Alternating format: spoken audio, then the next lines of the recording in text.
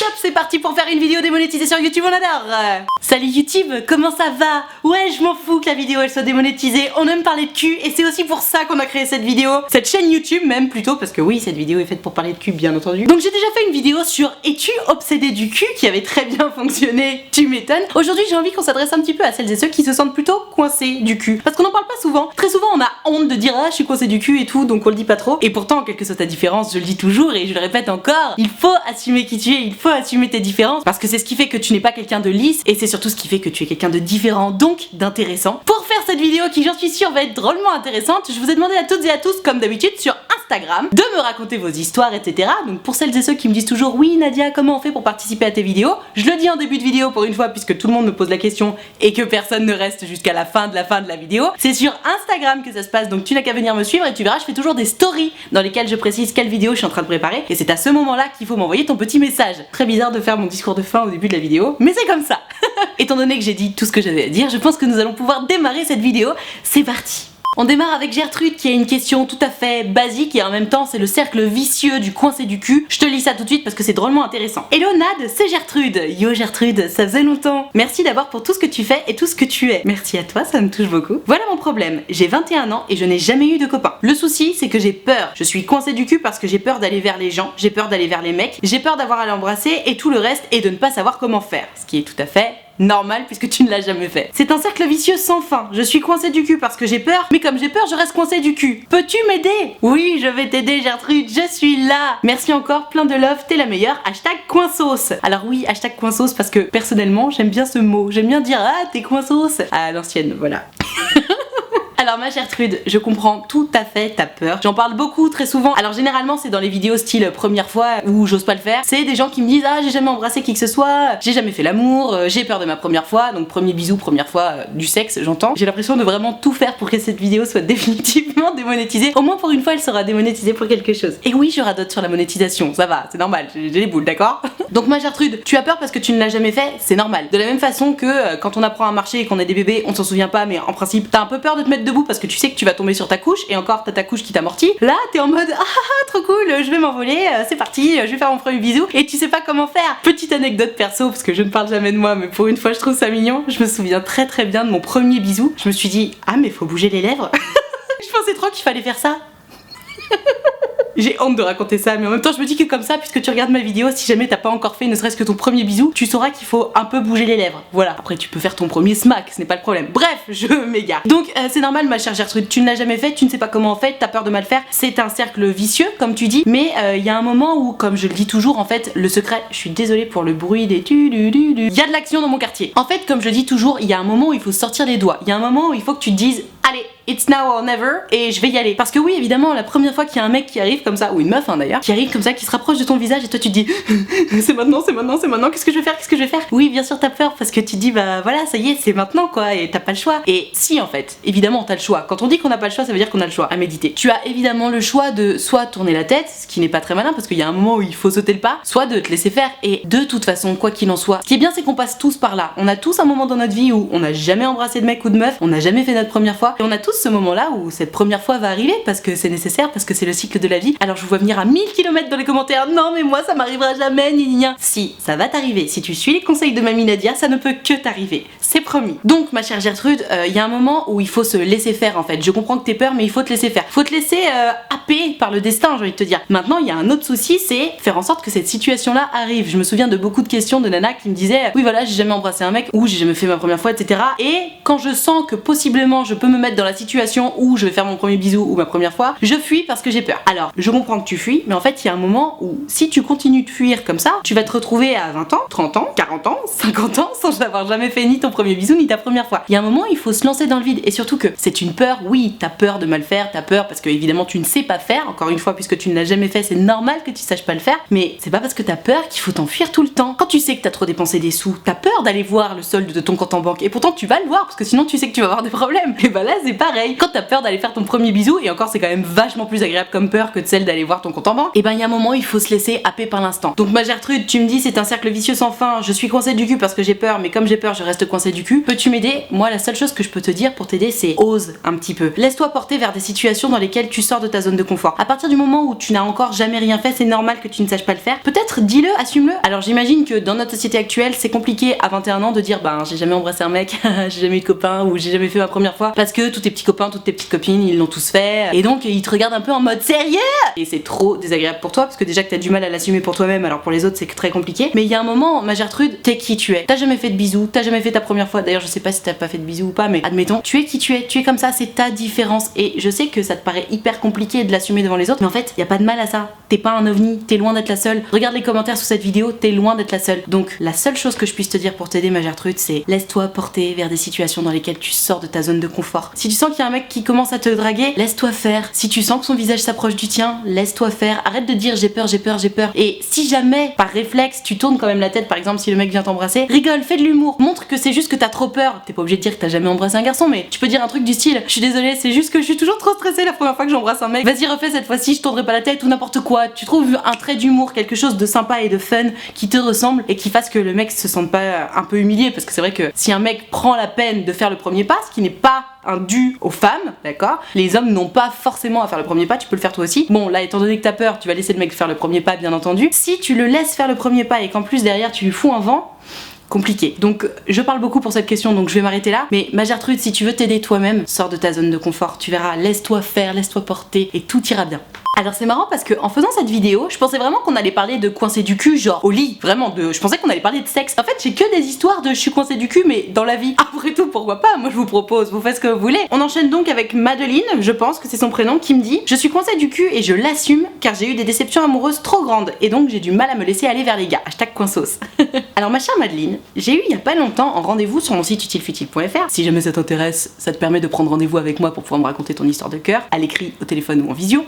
Je te laisse checker dans la barre de description. C'est donc un jeune homme qui m'avait dit ouais, moi j'ai plus confiance dans les femmes parce que elles m'ont toutes fait souffrir. Et ce à quoi je lui ai répondu, j'étais assez fière de ma phrase, d'ailleurs il me l'a dit lui-même. Je lui ai dit c'est pas parce que tu viens de lire Les Misérables que tous les prochains bouquins que tu vas lire racontent la même chose que Les Misérables. Il va y avoir des bouquins dans lesquels il va y avoir plus ou moins la même histoire. Il va y avoir des bouquins dans lesquels tu vas retrouver plus ou moins la même structure d'histoire. Mais ce sera jamais la même histoire parce que Les Misérables, c'est Victor Hugo qui l'a écrit et c'est tout. Et ben là, c'est pareil Madeline. Ok, je comprends, tu as eu des déceptions amoureuses, tu as pu souffrir et c'est normal, chaque rupture ça fait du mal, mais que ce soit quelqu'un qui soit foutu de ta gueule ou que ce soit une histoire merveilleuse qui soit bien terminée entre guillemets, quoique à partir du moment où ça se termine de toute façon en principe bah c'est que c'est mal parce qu'il y a des larmes, il y a de la tristesse, forcément t'es sorti avec quelqu'un et ça se termine, vous vous rendez compte que c'est plus ou moins un échec entre guillemets, donc ça fait toujours du mal. Madeline, c'est pas parce que tu as souffert en amour que toutes les prochaines fois que tu vas sortir avec quelqu'un tu vas devoir souffrir, sauf s'il y a rupture bien sûr. Souffrir lors d'une rupture c'est comme normal en fait. Oui, tu es sorti avec quelqu'un, tu t'es attaché à cette personne, tu t'es investi dans ta relation et bon bah voilà, vous vous séparez, ben c'est malheureux, mais en même temps si vous vous séparez c'est aussi une bonne chose dans le sens où lorsque tu te sépares de quelqu'un c'est simplement la preuve que non seulement vous n'étiez pas fait l'un pour l'autre, que vous n'étiez pas compatibles, mais qu'en plus vous vous en êtes rendu compte et qu'en plus vous avez pris vos balls à deux mains et vous vous êtes dit ok on va être malheureux mais on n'est pas heureux ensemble donc autant se séparer. Et ça demande beaucoup de courage et beaucoup de force morale et mentale de le faire. Donc moi j'ai envie de te dire Madeline, ok t'as souffert, peut-être qu'il y a aussi des garçons qui sont mal comportés avec toi, mais il faut que tu te rendes compte que homme ou femme, qui que ce soit qui regarde cette vidéo, que tu aies eu des déceptions amoureuses de la part d'hommes, de la part de femmes, de la part d'autres genres, ce n'est pas parce que un être humain t'a fait du mal que tous les prochains êtres humains vont te faire du mal. Donc t'es coincé du cul entre guillemets par rapport à ça parce que tu ne veux pas laisser de nouvelles personnes rentrer dans ta vie. Peut-être que c'est la preuve que t'as besoin d'un petit peu de temps aussi. T'es pas obligé de te forcer ni de te presser pour trouver quelqu'un de nouveau à mettre dans ta vie. Si t'es bien seul et célibataire pour l'instant, il y a pas de problème avec ça. Maintenant, ce qui est quand même important pendant ce temps-là où tu restes seul et célibataire, c'est que tu commences à intégrer que tous les êtres humains ne sont pas comme ceux avec lesquels tu es sorti juste avant. T'as peut-être pas eu de chance, t'as peut-être pas eu de chance plusieurs fois d'affilée, mais sache que il y a aussi un moment où tu peux faire fonctionner ton radar. Maintenant, tu es forte de tes expériences, tu es forte des leçons que tu as prises. Tu t'es fait prendre pour une conne, admettons, une fois, deux fois, trois fois, quatre fois par des gens différents. Ça veut dire que tu commences à avoir un sacré panel de gens méchants, entre guillemets, de gens qui se sont foutus de ta gueule, et tu commences à avoir un radar assez aiguisé. Fais fonctionner ce radar. La prochaine fois que tu rencontres des gens, fais marcher ta petite voix, cette fameuse petite voix. Putain, il faut vraiment l'écouter, hein.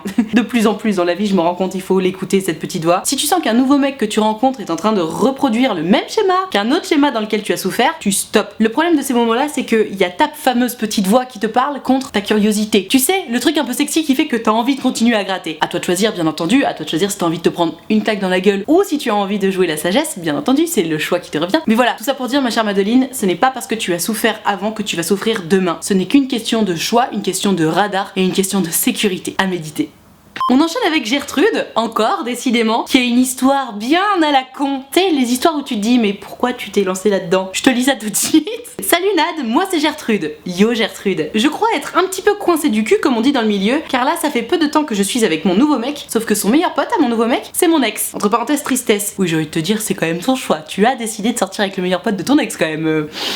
C'est moyen, hein. Enfin c'est moyen, c'est ton choix bien entendu, je n'émets aucun jugement. Et j'ai peur que si je fais quelque chose, il le répète à mon ex, donc je ne fais rien. Hashtag coinsauce. Ma Gertrude, c'est pour ça que je te dis que tu t'es mis dans une situation de merde, c'est pour toi. Parce que tu vois, tu te prends déjà le premier retour de bâton. C'est-à-dire que quoi que tu fasses, tu te dis ah merde, est-ce que mon mec va aller le raconter à mon ex? Ça, c'est trop chiant. Maintenant, si tu as peur de ça et que ça t'empêche d'agir au quotidien comme tu as envie de le faire, c'est peut-être l'occasion d'avoir une conversation avec ton mec, j'ai envie de te dire. Parce que ok, ton mec c'est le meilleur ami de ton ex. Bon, vous avez choisi cette situation-là, très bien, pourquoi pas. Après tout, l'amour a ses raisons que la raison ignore, c'est pas le problème. Maintenant, si ça t'empêche de vivre au quotidien, j'ai envie de te dire, le jeu n'en valait pas la chandelle. Donc ton mec, tu le prends entre quatre yeux, tu lui dis écoute mon petit chéri, je me sens un petit peu mal par rapport à mon ex, parce que étant donné que c'est ton meilleur ami et que vous continuez de passer du temps ensemble, moi j'ai toujours peur que tu lui racontes un petit peu ce que je fais et j'ai pas très envie que vous discutiez ensemble de moi au lit par exemple ou de moi au quotidien. Et tu vois ce qu'il te répond en fait. S'il te répond un truc du style bah t'es gentil mais je fais ce que je veux, bah à toi de voir ce que tu fais. Mais en principe en tant que bon chéri, il est censé te rassurer, te dire mais non mais t'es folle mais pas du tout. Et de toute façon je vais te dire un truc hein, entre nous, avec son meilleur ami, ça m'étonnerait qu'il parle de toi. Enfin j'espère qu'il parle pas de toi parce que sinon c'est vraiment bizarre. T'imagines genre ah ouais moi je faisais ça et toi alors tu fais toujours ça?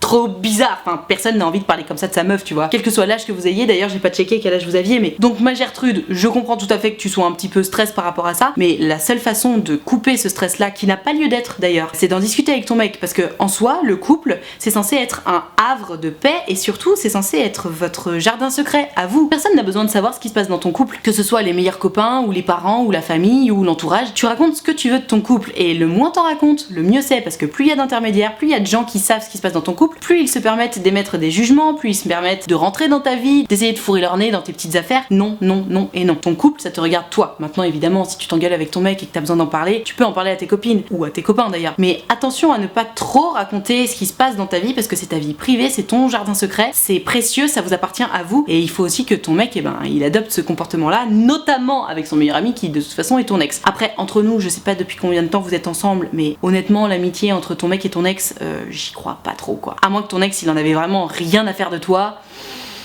Ça me paraît compliqué qu'il reste vraiment meilleur ami, tu vois. Dites-moi dans les commentaires ce que vous en pensez, mais pour moi c'est quand même un peu chaudard quoi. On enchaîne Laure qui a un témoignage hyper intéressant. Elle a fait sa première année en médecine et en fait comme elle a grossi, elle a pris un peu de poids. Elle s'est sentie un petit peu mal dans son corps et elle nous raconte comment elle a passé outre ce problème-là. C'est hyper intéressant. Hello Maminade. Eh oh, quel mot ça. Je suis en deuxième année de médecine et j'ai toujours été quelqu'un d'assez introverti. Elle précise pas timide parce que quand je connais les personnes, je suis un petit diable. L'année dernière, j'ai passé une mauvaise année avec le concours PACES, donc la fameuse P1, la première année de médecine qui est un concours et qui est hyper compliqué à avoir. J'ai réussi ce concours et félicitations au détriment de ma confiance en moi. J'ai pris 10 kilos en un an. Ce début d'année a été difficile pour moi. Je me trouvais trop coincée, pas attirante, pas intéressante et du coup je ne sortais jamais. Entre parenthèses, coucou le cercle vicieux. C'est terrible hein, la confiance en soi, être coincé, etc. De toute façon tout ça c'est hyper lié et surtout c'est toujours un cercle vicieux. Il s'agit toujours de le casser. Une fois que tu trouves la façon de casser ce cercle vicieux, t'es reparti. Le déclic, ça a été un travail sur moi. Les mots-clés étaient confiance en soi et bienveillance envers soi. Bien sûr, tellement. Tout ça pour dire que des fois, être coincé, ce n'est pas le problème. Le vrai problème, c'est l'estime de soi. C'est un vrai travail à faire sur soi et ça peut marcher. Je sors avec mon groupe d'amis, j'ai un rencard vendredi et j'ai trop hâte et je ne me sens jamais obligée de sortir, seulement quand j'en ai envie. Il faut simplement être en accord avec soi. Bisous de la Lorraine, merci pour tes vidéos. Signé Laure. Hashtag coinsos. Eh bien ma chère Laure, déjà merci pour ton histoire, c'est très intéressant et je suis vraiment d'accord avec toi. Comme je le disais pendant que je lisais ton histoire, être coincé du cul comme on dit, que ce soit dans la vie ou que ce soit au lit, parce que je pensais tellement que cette vidéo allait parler de cul mais en fait pas du tout, c'est intimement lié avec la confiance en soi. À partir du moment où tu as confiance en toi, mais vraiment confiance en toi, parce que tu sais je fais toujours des vidéos où je dis non mais personne n'a confiance en soi et c'est vrai hein. Sur le principe oui il y a des personnes qui vont avoir plus confiance en soi que d'autres, mais en réalité si tu viens titiller n'importe qui sur son talon d'Achille, la personne perdra en confiance en elle parce que on a tous des points faibles et c'est normal. Même la personne la plus stylée que tu puisses avoir en tête, elle a un talon d'Achille et il y a un point sur lequel elle manque de confiance en elle. Même si cette personne va te dire non moi j'ai 100% confiance en moi, c'est faux. Ça n'existe pas. Déjà parti de là, on se remet tous sur un pied d'égalité. Ensuite, Laure nous raconte que elle du coup, elle s'est dit ok, c'est pas grave, je vais reprendre confiance en moi. Elle parle de bienveillance envers soi, c'est tellement important. Parce que qu'est-ce qui se passe quand on est coincé du cul? Que ce soit pour aller vers les autres, que ce soit pour oser faire n'importe quoi au lit, que ce soit pour oser faire son premier bisou, sa première fois. Le problème de ces moments-là, quand on est coincé du cul, c'est que on n'ose pas le faire. Pourquoi on n'ose pas le faire? Parce qu'on a peur du rejet. Pourquoi on a peur du rejet? Parce qu'on ne s'estime pas assez. Et lorsqu'on ne s'estime pas assez, on s'estime pas assez sur tout le reste. Ça peut aussi toucher le travail, ça peut toucher la façon dont tu vois ton corps, la façon dont tu vois ton visage, la façon dont tu te vois toi, ou plutôt dont tu t'imagines toi dans tes rapports avec les autres. On va se trouver inintéressant, chiant, gros, moche, maigre, n'importe quoi qui soit négatif, suffisamment négatif pour que tu puisses finalement te cacher derrière le j'ose pas. Si tu es pris dans ce tourbillon infernal, cette espèce de cercle vicieux dont on parle depuis ce début de vidéo, la baguette magique pour en sortir, c'est de casser le cercle vicieux. Tu sais, dans la première question de cette vidéo, Gertrude me disait ah j'ai peur parce que je suis coincée du cul et en même temps comme je suis coincée du cul, je continue d'avoir peur ou un truc comme ça. Et ben en fait, il suffit d'arrêter d'avoir peur. Alors oui, dit comme ça effectivement, tu dis ah t'es bien gentil mais c'est pas si facile que ça. Ce n'est pas si facile que ça. Mais en même temps, comme je le dis toujours, si c'était facile, ce ne serait pas intéressant. Et c'est la vérité en fait. Quoi que ce soit dans la vie qui est facile, style respirer, c'est pas intéressant. T'as pas des conversations endiablées avec tes copains et tes copines sur comment respirer. Enfin, sauf si tu pratiques le yoga, la méditation, etc. Mais ça, c'est encore autre chose. En revanche, séduire quelqu'un, réussir à rester en couple pendant longtemps, ça c'est compliqué. Donc c'est intéressant. C'est d'ailleurs la raison pour laquelle j'ai fait toute une chaîne YouTube autour de ce sujet-là. Donc prenons plutôt exemple sur Laure qui, malgré ses 10 kilos de prix, elle s'est dit ok, c'est pas grave, je vais être bienveillante envers moi-même et puis la vie continue, la vie suit son cours. Plutôt que sur ces personnes qui préfèrent ne rien faire, rester cloîtrées chez elles parce qu'elles se disent ah mais si j'essaye, peut-être que ça fonctionnera pas. Non, c'est pas une bonne façon de penser. Il faut être positif envers soi-même et envers le reste. Si tu commences quoi que ce soit en te disant j'y arriverai pas ou n'importe quoi d'autre en te disant peut-être que ça va pas marcher, mais tu peux être sûr que ça va pas marcher. Il faut toujours se dire ça va marcher, je vais y arriver, il y a pas de raison que je n'y arrive pas. Pars du principe que t'es pas plus bête ou plus moche ou plus con ou moins intéressant que les autres. On est tous des êtres humains. En soi, on est tous nés avec 2 yeux, des cheveux, une bouche, des bras, etc. Sauf handicap à la naissance, bien entendu, ce n'est pas le sujet de cette vidéo. À partir de là, tu fais ce que tu veux de toi-même, tu fais ce que tu veux de ton corps, tu choisis ce à quoi tu vas ressembler, tu choisis comment tu vas te tailler, si t'as envie d'avoir des rondeurs, si t'as envie d'être particulièrement mince parce que tu trouves ça beau, si t'as envie d'être hyper musclé, si t'as envie d'avoir les cheveux longs, les cheveux courts, si t'as envie de te maquiller ou pas, si t'as envie d'avoir une personnalité extravertie ou introvertie, tout ça, malgré ce qu'on peut penser, ce sont des choix parce que tu te développes en tant qu'être humain, tu te développes en tant qu'adulte en fait, tu développes ta personnalité, tu développes tes goûts, tu développes tes envies, tu développes tes valeurs et tu choisis de devenir qui tu es. On récolte ce que l'on sème tout simplement et oui c'est une phrase Instagram mais c'est la vérité. Et à partir du moment où tu ne deviens pas ce que tu as envie d'être ou tu n'as pas encore réussi à devenir ce que tu as envie d'être, t'as 2 choix. Soit tu t'arrêtes de vivre en te disant ah je suis nulle donc je vais rester cloîtrée chez moi, ce qui fait qu'au final tu ne vivras plus jamais parce que là c'est là que tu rentres dans le cercle vicieux. Soit tu décides comme Laure de te dire bon c'est pas grave, en attendant je vais continuer ma petite vie et je vais continuer de profiter parce qu'on en a qu'une seule. En résumé, YOLO. Et moi je pense que c'est Laure qui a raison en fait, quoi qu'il arrive, quels que soient tes échecs ou tes sentiments d'échec ou tes dégoûts envers toi-même ou quoi que ce soit, oublie-les. Il y a cette merveilleuse phrase Instagram que j'adore qui dit je ne perds jamais, soit je gagne, soit j'apprends. C'est génial comme phrase et c'est la vérité en fait. Je ne perds jamais, soit je gagne, soit j'apprends. Il faut toujours philosopher sur ce qui nous arrive. Donc je m'égare, merci Laure pour ce témoignage, c'est hyper intéressant et toi qui regardes cette vidéo et qui te sens un peu coincé du cul, prends exemple. C'est pas parce que tu te trouves pas assez beau, pas assez grand, pas assez petit, pas assez maigre, pas assez gros, pas assez quoi que ce soit qu'il faut t'arrêter de vivre en fait, parce que c'est en t'arrêtant de vivre que tu deviens chiant et inintéressant. Si tu continues de vivre, si tu passes outre tes petites différences et surtout si tu montres tes différences, si tu les assumes et les acceptes, tu seras non seulement plus heureux ou heureuse, mais en plus tu vas continuer de vivre et c'est tout ce qu'on te demande. On enchaîne avec l'histoire de Lyra qui est très intéressante parce qu'elle parle du regard des gens. C'est marrant, c'est vrai, on en a pas encore parlé dans cette vidéo donc ça tombe à pic. Hello Nad, j'ai un petit problème. J'ai extrêmement peur du regard des gens, que ce soit mes amis ou non, entre parenthèses, en particulier mes amis. Waouh, ça commence dur. Du coup, ça m'empêche de faire n'importe quoi comme eux, du genre des pour combien ou des actions vérité. Alors pour celles et ceux qui ne savent pas ce que c'est le pour combien, parce que moi-même j'ai découvert l'existence de ce jeu avec une jeune fille qui est au collège, c'est là que je me rends compte que mamie elle vieillit. En gros, pour combien c'est une sorte de pari où tu donnes un chiffre et plus le chiffre est élevé, plus c'est facile et plus le chiffre est petit, plus t'as de chances de devoir faire le pari. En gros. Et c'est des paris débiles du style tu te colores une mèche en bleu ou quoi que ce soit. Jeanne, si tu passes par là, elle est pour toi celle-là. J'ai toujours peur de faire quelque chose de travers et qu'ils me jugent et que je les déçoive. What the fuck. Je sais très bien que c'est bête parce que c'est qu'un jeu, mais ça me tétanise et ça me pourrit la vie. Waouh, ma bichette, putain, t'as l'air vraiment into deep quoi. Est-ce que tu pourrais m'aider? Je pense que je suis bien coincée du cul, hashtag coinsos. Alors Malira, je pense pas que ce soit tant que tu es coincé du cul, enfin ça en revient à devenir coincé du cul, mais ton problème c'est surtout que t'as peur d'effectivement, c'est comme tu le dis, de ce que les autres vont penser de toi. C'est incroyable parce que à ton âge, bien sûr, bon tu dois être adolescente, j'imagine, si tu joues à des pour combien... Bon clairement on joue pas à ce jeu là à 35 ans, donc je me doute que tu dois être ado. À l'âge de l'adolescence, on est particulièrement soucieux du regard des autres parce qu'on est en train de grandir, notre corps change, on est les hormones en feu, il se passe des nouvelles choses, on rentre dans la vie d'adulte en fait. On s'intéresse aux histoires d'amour, on commence à faire attention à comment on s'habille, à ce à quoi on ressemble, on développe justement ses valeurs, ses goûts, ses opinions, etc. Le regard des autres est important à cette période-là parce que c'est par rapport au regard des autres qu'on se construit aussi. Maintenant, Lyra, faire attention à ce que les autres vont penser de soi, d'accord, très bien. Se construire par rapport au regard des autres, pourquoi pas. Y être sensible, ok, mais au point auquel tu me racontes les choses, Lyra, c'est pas possible. Parce que là, en fait, tu es tellement dans l'extrême que tu t'empêches de vivre. En fait, ce dont tu ne te rends pas compte, c'est que tu t'empêches de faire des choses parce que justement tu as peur du regard des autres, mais la réalité, c'est que parce que tu t'empêches de faire les choses, les autres vont te juger. Parce que tu ne rentres pas dans la masse, en fait, limite. Alors je te dis surtout pas de rentrer dans la masse et de faire exactement ce que font les autres, il ne s'agit pas de ça. Ce que je t'explique, c'est que on a toujours peur du regard des autres, ça, pas de problème, on a tous ce problème-là, plus ou moins fort évidemment, mais toi, en fait, en étant si soucieuse du regard des autres, tu t'empêches de faire des choses, et le fait que tu t'empêches de faire toutes ces choses-là, bah en fait, c'est là que les autres, ils vont avoir une opinion négative de toi, parce qu'ils vont se dire quoi? Ils vont se dire, oh là là, elle est trop chiante, cette meuf. Entre nous, je sais pas ce que tu préfères, entre quelqu'un qui va se dire, ah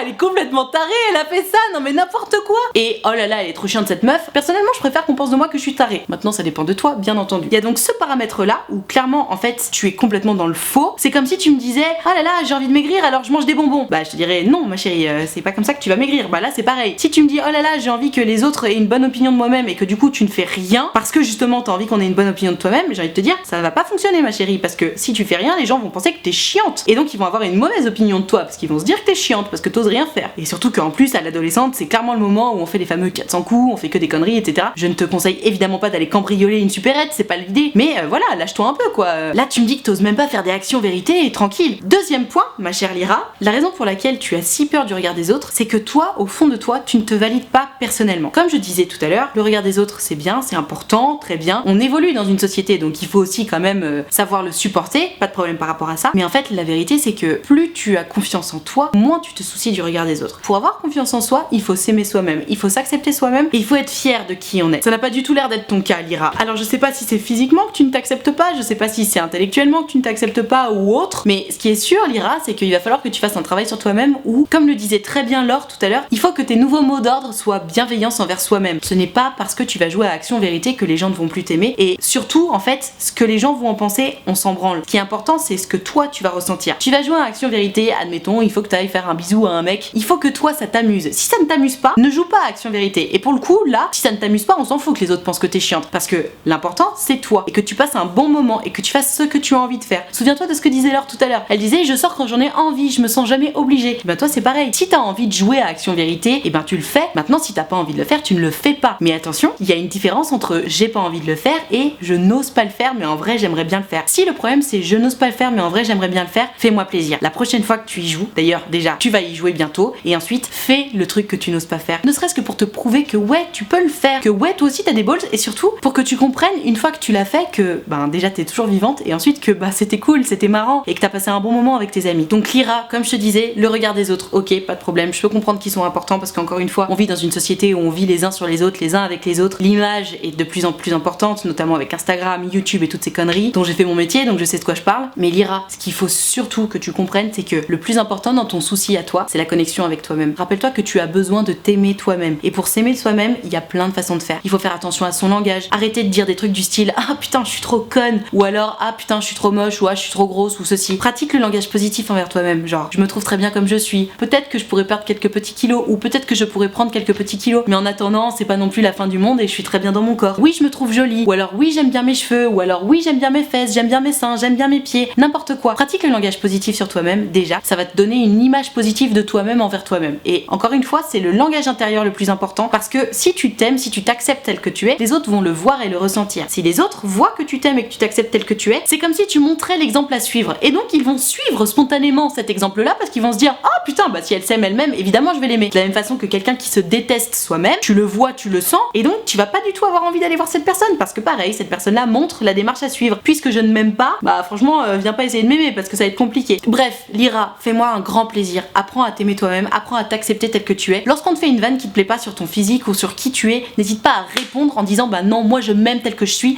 et je te demande pas ton avis. C'est important. Je sais que c'est un exercice compliqué, mais c'est vraiment la première étape pour toi avant de pouvoir ensuite jouer à tes petits jeux de collégiens, action vérité ou des pour combien et te sentir bien en fait. Parce que à partir du moment où tu t'assumes, tu assumeras la façon dont tu fais les choses. Et à partir du moment où tu assumeras la façon dont tu fais les choses, ça voudra dire que t'as plus rien à foutre du regard des autres. Et c'est tout ce qu'on te demande.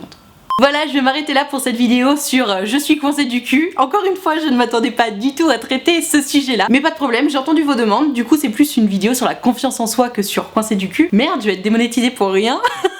Si cette vidéo t'a plu, si elle t'a intéressé ou quoi que ce soit, s'il te plaît, mets-moi le pouce bleu, fais-le vraiment. Je suis sur une période un petit peu compliquée avec YouTube qui m'a blacklisté ma chaîne, donc si tu peux me mettre ne serait-ce que des pouces bleus et des commentaires d'amour et de soutien, déjà rien que ça me fera drôlement plaisir, donc surtout n'hésite pas à le faire. Pareil, abonne-toi, vraiment, c'est une preuve de soutien pour moi. Et le problème lorsque t'es blacklisté sur YouTube, c'est que au-delà du fait que tu ne touches plus d'argent sur tes vidéos, ce qui est vraiment compliqué parce que du coup j'ai quand même un loyer à payer, tu fais beaucoup moins de vues, tu fais beaucoup moins d'abonnements, et en fait c'est con, mais pour un youtubeur ce qui te donne la motivation de continuer à avancer, c'est le nombre de vues qui grandit un petit peu, le nombre d'abonnés qui grandit, les pouces bleus, etc. Donc voilà, j'attends ton soutien dans les pouces bleus, dans les commentaires, dans les abonnements. N'hésite pas à partager cette vidéo à tous les gens à qui tu penses que ça pourrait être utile. Sur Instagram aussi, n'hésite pas à partager la vidéo. Tu sais, tu me mentionnes comme ça maintenant, étant donné qu'on peut voir qui t'a mentionné dans les stories, je repartage les stories, ça me fait toujours plaisir. Bref, je t'attends. Je profite de la fin de cette vidéo pour te rappeler que mon site utilefutile.fr est ouvert. J'en parlais tout à l'heure dans la vidéo, j'y ai créé une plateforme sur laquelle tu peux prendre rendez-vous avec moi pour me raconter ton histoire d'amour. Du coup, tu peux me raconter ton histoire à l'écrit, au téléphone ou en visio. Personnellement, je préfère toujours les rendez-vous au téléphone et en visio parce que ça permet d'avoir un vrai échange. À l'écrit c'est un petit peu plus lent, mais bon, j'ai quand même mis à l'écrit, comme ça il y en a pour toutes les bourses. Tu peux prendre un rendez-vous de 20 minutes ou 45 minutes selon ce que tu as besoin de raconter, selon si tu as des longues choses à raconter ou pas. Bref, je te laisse aller voir, je crois que le site est plutôt pas trop mal fait si je ne m'abuse, et je serais ravie de t'avoir en rendez-vous si ça te fait plaisir. Surtout n'aie pas peur, ça se passe toujours très bien. Je te rappelle également que l'option de souscription payante à ma chaîne YouTube est activée, ce sont les abonnés de diamant, tu dois les voir dans les commentaires et dans le chat, ils ont le petit diamant à côté de leur pseudo. Mais alors qu'est-ce que c'est les abonnés de diamant? Je t'explique. Il y a bien entendu aucune obligation, mais si jamais, c'est 5 € par mois. On a un groupe Facebook dans lequel on discute tous ensemble, ils sont tous amis sur Facebook avec moi. Je fais régulièrement des lives Facebook exclusifs pour les abonnés de diamant, généralement juste avant le live Insta, juste avant la sortie de la vidéo, parce que oui, je fais des lives Insta à chaque sortie de vidéo. Il y a une très bonne ambiance sur le groupe, ils sont tous hyper bienveillants, donc pareil, si t'as envie de les rejoindre depuis un petit moment et que t'oses pas trop, je te promets que tu seras bien accueilli, c'est une certitude. Tout ceci étant dit, merci infiniment d'avoir suivi cette vidéo en entier, et moi en attendant la prochaine vidéo, je te fais des très gros bisous.